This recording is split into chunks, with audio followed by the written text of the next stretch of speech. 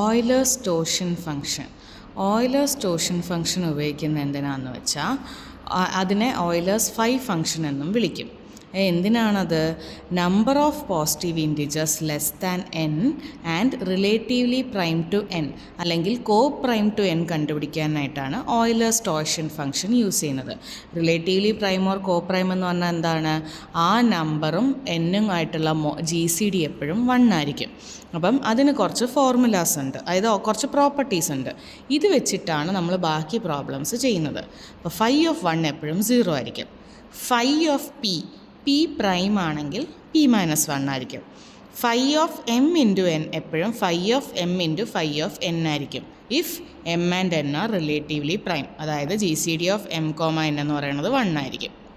അതുപോലെ തന്നെ phi of p⁻e ഒരു പ്രൈം നമ്പറിൻ്റെ പവർ ആണെങ്കിൽ p⁻e മൈനസ് p⁻e-1. ഇത് നീ p⁻e പുറത്തോട്ടെടുത്താൽ p⁻e ഇൻറ്റു 1 - p എന്ന് നമുക്ക് കിട്ടും if p is prime.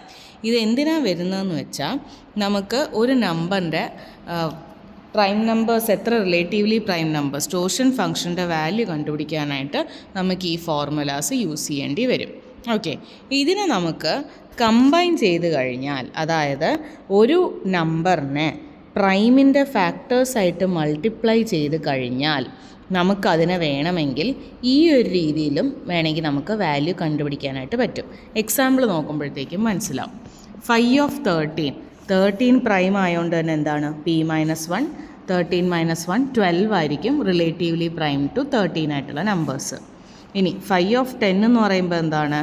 Phi of 5 into phi of 2, അതായത് 5 ഇൻറ്റു 2 ആണല്ലോ 10. അപ്പോൾ എന്താ? 5ഉം 2ഉം റിലേറ്റീവ്ലി പ്രൈം ആയതുകൊണ്ട് ഫൈ ഓഫ് 10 എന്ന് പറഞ്ഞാൽ phi of 5 into phi of 2 ആയിരിക്കും. അടുത്തത് ഫൈ ഓഫ് 240 എങ്ങനെ കണ്ടുപിടിക്കാം? 240നെ 2⁴ ഇൻറ്റു 3 ഇൻറ്റു 5 എന്ന് നമുക്ക് ഫാക്ടറൈസ് ചെയ്യാം. അപ്പോൾ ഈ 2⁴ എങ്ങനെയാണ്? ഈ ഫോർമുല വെച്ചും ബാക്കിയുള്ളത് നേരിട്ട് നമുക്ക് കണ്ടുപിടിക്കാനായിട്ട് പറ്റും. ഇപ്പോൾ 240 എന്ന് പറയുമ്പോൾ എന്താ? 2⁴ ഇൻറ്റു 3 ഇൻറ്റു 5 എന്ന് പറയുമ്പോൾ 64 ആയിരിക്കും ആൻസർ. അടുത്ത ഫൈ ഓഫ് 49 എന്ന് പറയുമ്പോൾ എന്താ? 7². അപ്പം 7 പ്രൈം ആയതുകൊണ്ട് തന്നെ നമുക്ക് ഈ 4th റൂൾ യൂസ് ചെയ്യാനായിട്ട് പറ്റും. അപ്പോൾ 4th റൂൾ വെച്ച് എന്താ? ഫൈ ഓഫ് 49 എന്ന് പറഞ്ഞാൽ 7² - 7 എന്ന് പറയുമ്പോൾ 42 കിട്ടും.